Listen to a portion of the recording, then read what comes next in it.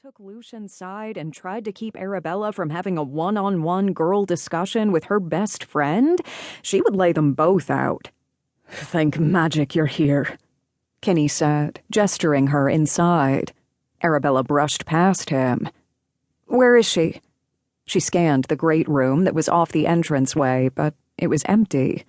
Lucian closed the door behind them. Kinney hovered close, looking Arabella over like he wanted to hug her, or something, but didn't quite have the bravery to do it. His gaze kept bouncing down to her belly and back up to her eyes as if he expected her to be incapacitated by the tiny bump that was her son. His gaze finally settled on her eyes. "She's hiding in the bedroom. Claims she doesn't want to speak to you, m'lady, but it's a lie. She does." Arabella put a hand on Kinney's shoulder, and her touch seemed to make him relax. "I know." Then she glanced at Lucian, whose scowl was just getting darker.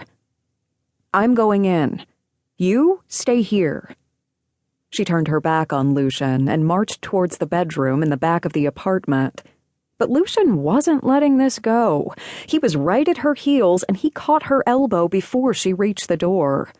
Arabella stopped and dropped her voice, not wanting Rachel to hear them even through the door. "Lucian, smoke, I swear to God." But his arms simply went around her, and he pulled her into his chest. His touch always disarmed her. Man, he was playing dirty. Then he whispered into her hair. "Take care of your friend. But all the demons in hell couldn't pull me from this door. I'll be waiting for you." He released her. She rolled her eyes. "It's not like I'm going through the gates of the underworld here." She shook her head, but his slightly terrified look wrenched the sympathy out of her. "Oh, for God's sake." She leaned up and gave him a quick kiss on the cheek, then turned away and wrenched open the bedroom door, quickly scuttling in and closing it behind her. Rachel was standing at the window, her back turned to Arabella, but she could tell by the stiffness of her best friend's stance that she was well aware of Arabella. "Kinney explained it to me," Rachel said. Arabella had never heard so much anger in her voice. "Either you're going to die giving birth to this thing, or you're going to live forever as Lucian's baby mama. Either way, I'm fucked." Okay, that pissed her off. "If I live, it won't be forever. Just for 500 years, and that thing is my son." The anger in Arabella's voice must have gotten through the thick wall she knew Rachel liked to throw up against anything that might hurt her heart. Arabella had never been on the other side of that wall. She'd seen it put up time and again against everything and everyone else in the world, but not her. Never her. Rachel turned to her with wide eyes, her shoulders dropping. "Your son?" There were tears in her eyes. "I can already feel the baby, Rach. Sweet and beautiful and made of magic. And I already love him." There was a catch in her voice, and Rachel's tears let loose. Arabella hadn't seen her cry since...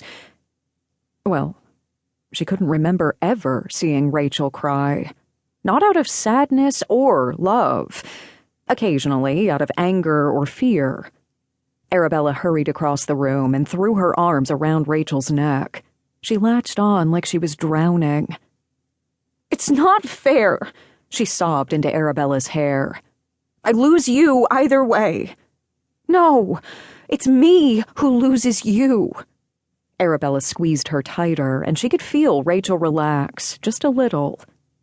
"You're staying with me through this. I need you, Rach.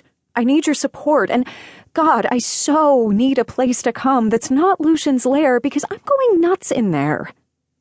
Rachel sniffed and pulled back, grasping hold of Arabella's shoulders and staring her in the eyes.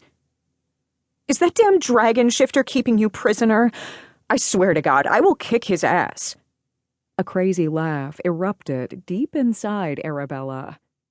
"He's right outside the door, if that..."